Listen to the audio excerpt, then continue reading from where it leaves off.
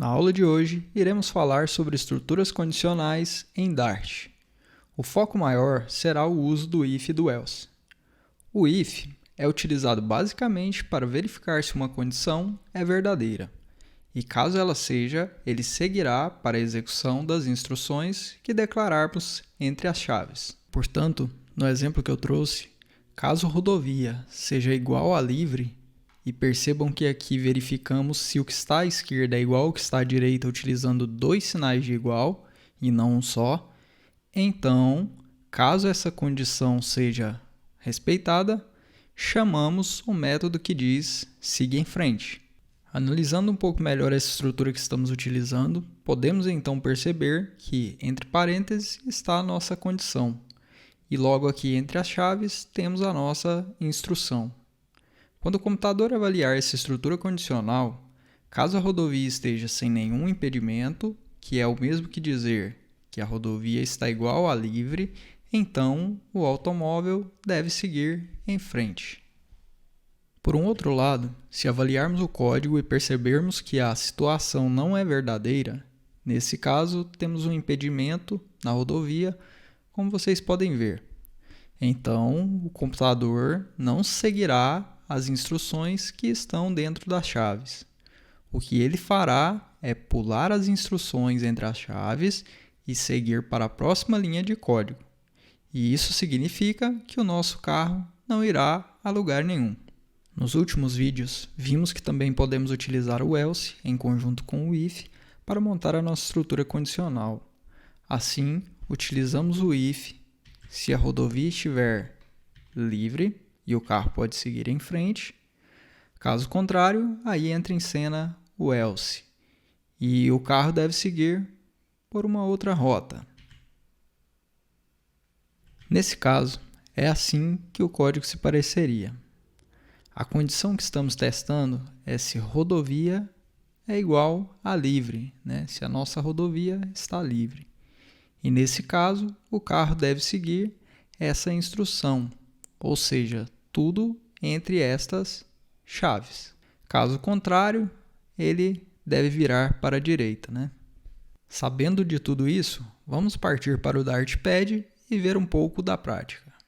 Bom, vamos pensar em um sistema escolar para verificar se a nota de um aluno foi ruim, regular ou excelente.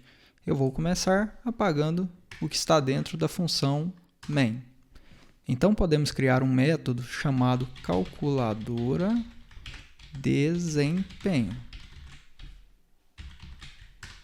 Podemos então utilizar o random, dentro das chaves, o random, que já vimos anteriormente, para então gerar uma nota aleatória, só para dar um pouco mais de graça ao nosso código. Mas para usar o random, lembre-se de importar a biblioteca import dart math. Agora sim podemos utilizar o random. Vamos inserir aqui antes dele um int e criar uma variável que se chama nota. Vamos pôr igual, aqui o random, vamos colocar os parênteses, ponto next int. Aqui dentro vamos fornecer o número 100, que eu quero gerar uma nota de 1 a 100. E lembrando que quando utilizamos o 100, é o mesmo que dizer que aqui esse random será gerado entre 0 e 99. Então, se quisermos de 1 a 100, vamos dar um mais 1 aqui. Beleza. E o que ainda podemos fazer aqui é imprimir o valor gerado pelo random. Vamos por print nota. E ao executar, bom pessoal, ao executar não acontece nada, Agora que vocês já estão craques aí em programação, esse método aqui, ele deve ficar fora do meu main. E aqui no main, vamos chamar o nosso método. Vamos pôr um ponto e vírgula. Beleza, vamos executar isso aqui. E ao executar, vejam que uma nota aleatória foi mostrada no console. Se clicarmos em executar novamente, temos uma outra nota. Essa aqui é um pouquinho melhor, 76. Vamos mais uma vez. um 36. Agora, vamos criar uma condição e vamos dizer que se a nota do aluno for maior que 70, então, e aí aqui dentro eu vou colocar esse meu print, vou recortar, vou colar ele aqui, vamos chegar ele um pouquinho para a direita, beleza. E o meu print irá dizer a seguinte mensagem: excelente, parabéns pela nota. Podemos ainda utilizar um else para imprimir uma outra mensagem qualquer quando essa condição for diferente da que acabamos de criar. Então vamos dizer simplesmente uma outra mensagem. Vamos colocar aqui print nota aleatória gerada. Eu vou fazer o seguinte, eu vou voltar aqui aquele print só para vermos a nota que está sendo impressa. Então vamos colocar aqui nota e agora vamos executar o nosso código. E beleza, percebam que a nota gerada foi 5, ele entrou aqui na minha estrutura condicional. O 5 é maior que 70? Não, então ele não vai executar isso aqui, vai cair nesse else, nota aleatória gerada, que foi a mensagem que nos retornou aqui. Vamos executar mais uma vez e ver se conseguimos uma nota maior que 70. 50, a mesma mensagem. 64. 29, tá difícil, hein? 32. 54. 36. 9. Ah, beleza, 91. Parabéns pela nota. Então ele entrou nessa primeira condição e imprimiu a mensagem. Bom, mas e se quiséssemos ter uma estrutura condicional diferente? Se quisermos, por exemplo, imprimir diferentes mensagens para as condições em que as notas vão de 0 a 59, 60 a 69 e 70 a 100. Como poderíamos fazer? Quando estamos utilizando estruturas condicionais, podemos trabalhar com vários operadores. Por exemplo, já vimos que podemos usar os dois símbolos de igual para verificar se o que está à esquerda é igual ao que está à direita. Mas também podemos verificar se algo não é igual, utilizando um ponto de exclamação seguido do símbolo de igual.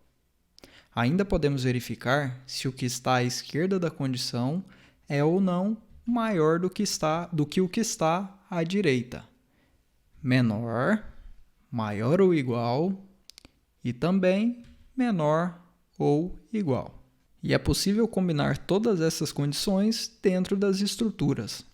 Podemos, por exemplo, utilizar o e comercial duas vezes, indicando o AND, que vem do inglês, né, e significa e.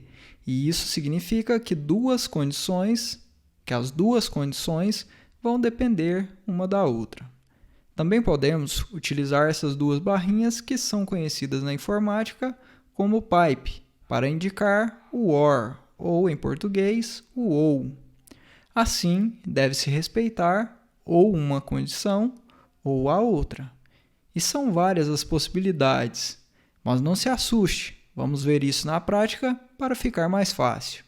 Se temos uma condição que diz que, para casos onde a nota for maior que 70, devemos imprimir a mensagem abaixo, também podemos ter uma outra instrução, ou seja, um outro if, para dizer que, caso a nota seja maior que 59 e a nota menor que 70, vamos abrir e fechar as chaves e aqui vamos exibir uma outra mensagem, que será: sua nota foi regular. Tente se esforçar um pouco mais da próxima. Podemos ainda vir aqui e trocar esse else por um outro if e vamos dizer o seguinte, né? Se a nota for menor que 60, então vamos dizer nota insuficiente. Você não estudou o necessário. Vamos agora executar e ver como o nosso código se comporta. E notem que obtemos como resposta o valor 61, que foi gerado aleatoriamente, e aí o 61 se encaixa nessa condição aqui, de nota regular. Então, temos a mensagem, sua nota foi regular. Tente se esforçar um pouco mais da próxima. E podemos repetir a execução para ver se sai um valor diferente. Ah, beleza, saiu o valor 10. Esse valor é menor que 60, então ele encaixa nessa condição. E aí temos a mensagem sendo exibida. Nota insuficiente. Você não estudou o necessário. E percebam que podemos utilizar os operadores para combinar diferentes condições para verificar várias coisas. Podemos, por exemplo, verificar se a nota é maior que 59 e menor que 70. Ou podemos ainda verificar se a nota é maior que 59 ou menor que 70. E isso não vai deixar o nosso código muito funcional, mas eu estou mostrando somente para que vocês entendam. E eu vou reforçar só um detalhe. Aqui, quando temos o e, essas duas condições devem ser respeitadas, como eu disse anteriormente. Se tivermos aqui o nosso ou, ele vai passar ou por essa condição e fazer aqui o que está pedindo dentro das chaves, ou, se essa aqui também for válida, ele também executará o que está entre as chaves. Adaptando um pouco a estrutura que havíamos criado, eu cheguei ao seguinte código-fonte, onde temos 3 condicionais. E percebam que agora eu estou utilizando um else if, e não somente ifs. E vamos testar esse código. O valor de nota inicialmente é 71. Vou clicar aqui no botão.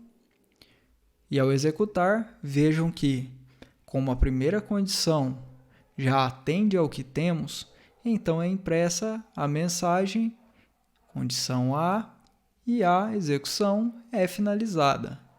Se tivermos agora um outro valor, vamos alterar aqui para 50. Beleza, vamos executar novamente. E notem que agora a primeira verificação foi feita, então 50, ele não é maior que 70. Então, esse bloco de código não é executado. É feita a verificação na próxima condição. E uma vez que 50 é maior que 30, então ele se encaixa nessa condição. Esse bloco de código é executado e então a mensagem condição B é impressa e finaliza-se por aqui. Caso tenhamos um outro valor, vamos pôr aqui um valor 10. Esse valor não se encaixa nas duas primeiras condições. Vamos executar e ver o que acontece. Ele não se encaixa nas duas primeiras, mas se encaixa na última. E então, condição C é exibido na tela. Mas o que eu quero que vocês entendam com esse código é que caso tenhamos esse else if alterado para somente if, isso significa que o valor da nossa variável nota passará por todas as condições. Vamos voltar o valor da variável nota para 71, para que vocês entendam um pouco melhor. E agora vamos executar. Percebam que foram impressas as duas primeiras mensagens. É feita a primeira verificação e o número 71 é maior. Então, é impressa a mensagem condição A. E como temos aqui agora um outro if e não um else if, então, obrigatoriamente, a condição será verificada. E percebam que, mais uma vez, o 71 é maior que o 30. Então, teremos a mensagem condição B também sendo exibida no console. E essa é a principal diferença entre usar o if e o else if. Agora que você entende melhor as estruturas condicionais, faça alguns testes e tente brincar com os diferentes operadores. Isso ajudará a fixar melhor todo esse conceito. Eu vejo você em um próximo vídeo.